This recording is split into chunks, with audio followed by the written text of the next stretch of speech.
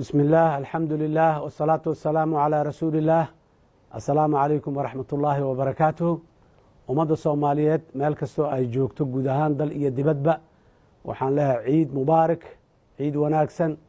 ciidan ciideeda khayr iyo nabad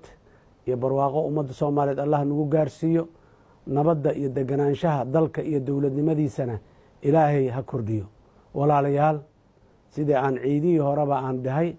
waa maalin farxad leh waa maalin wanaagsan Ilaahay ha naga aqbalo soonkii bariye la soo dhaafay sagaalka maalmood ahayday iyo ducadii muxuu ahaa dadka Soomaaliyeed meel kastoo ay joogaan gaar ahaan xujaayadeena oo aan kula dardaaranay inay dalka u soo duceeyaan dadka u soo duceeyaan dawladnimada u soo duceeyaan Ilaahay waxaan ka baryaynaa ducooyinkaas faraha badan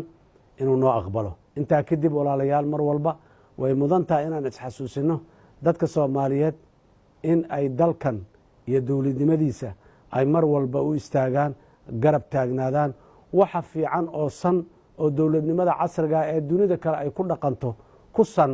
in aan isku garab istaagno iskuna garab siino wax kasta nolosha maanta waxay u baahan tahay dawladnimo wax guulaysan karo dhaqaalana ma horumari karo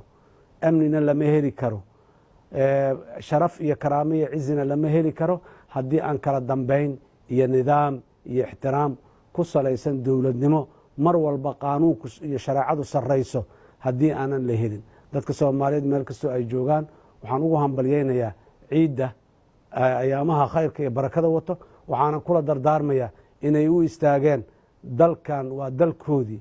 inay u gargaaraan dalkooda dadkooda iyo diintooda intaba midnimo walaalnimo isjacayl isqadarin iyo wax walba ka horumarin danta dalka Soomaaliyeed ilaahay ninkuu dilaa dhimanayo maalin walba dad baa naga dhimanayo qofan ilaahay tiisii aanay soo gelinna ma dhimanayo dadku inay dhiiradaan oo ay ku dhiiradaan waxa wanaagsan oo ay ku dhiiradaan waxa saxda ah oo ay ku dhiiradaan waxa aayahooda iyo mustaqbalkooda iyo ilmahooda wax u tarayo dardaaranka Allah waa intaa waxaan si gaar ah rabaa inaan fariin ugu gudbiyo dhalinyarada Soomaaliyeed meel kastoo ay joogaan walaalayaal wiilashaydi gabdhaheennii waxaan leeyahay dalkan adikaa dad u ah inna waa sii socotaa inna waa soo socotaa inta soo socota adikaa ah inteenna hadda joogta ee aan muxuu ahay dhalinyarada aan ahayna waxaan leenahay war wixii waaye aragnimo aan leenahay wixii shalay aan u soo joognay hana laga qaato waxaan soo joognay 30 sano dawladnimo ah 1960kii ilaa 1990kii waxaan soo joognay 30 sano ku dhowaad si gabagaba ah oo muxuu ahay duruufo gaara iyo dhibaatooyin dalka uu ku sugnaa waa u soo taagnayn wixii dhacay waxaan isku tuhmaynaa inaan leenahay waayo aragnimo meeshii ay wax ka qalloocdeen iyo meeshii ay wax nooga hagaageen oo aan u baahannahay inaan xoojinno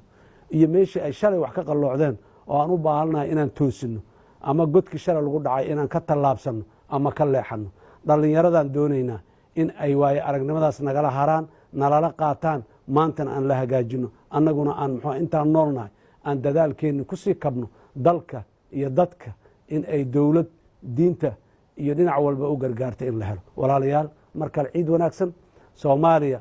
waa cid uma maqna ceelna uma qodna dadka Soomaaliyeed ay sugay aan iska yar aan dhaafno meeshii aanan dhaafi karin aan yarayno inaan dibadda sii eegno inaan dibadda wax ka dhuganno inaan dibadda ra'yi ka sugno inaan dibadda xoog iyo caqli iyo xoolo ka sugno aan iska dhaafno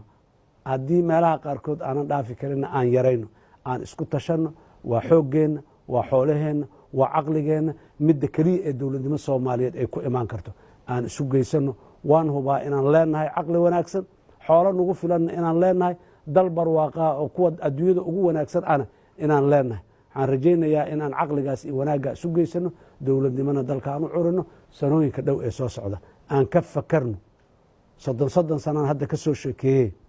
30 sano oo dambe Soomaaliya noocay ahayn rabnaa aan sharaxno aan dhifaan garayno aan qaabayno aan taladeeda gaarno hiigsigeedana aan dhisno annaan hiigsanno aad iyo aad u maasantiin khayr iyo wanaag iyo barwaaqo ayaan u rajaynayaa dhammaan ummadda Soomaaliyeed inta dhibaataysan dhibaatada Allah ka qaado inta caafimaad daran caafimaad buuxa Allah siiyo inta wax la'aan hayso xoolo wanaagsan oo wax u tara Allah siiyo intii caqligu ka maqan yahay caqliga Allah u soo toosiyo dhammaanteen dariiqa toosan allah nagu toosiyo aad iyo aada u mahadsantihiin wasalaamu calaykum waraxmat ullaahi wabarakaatu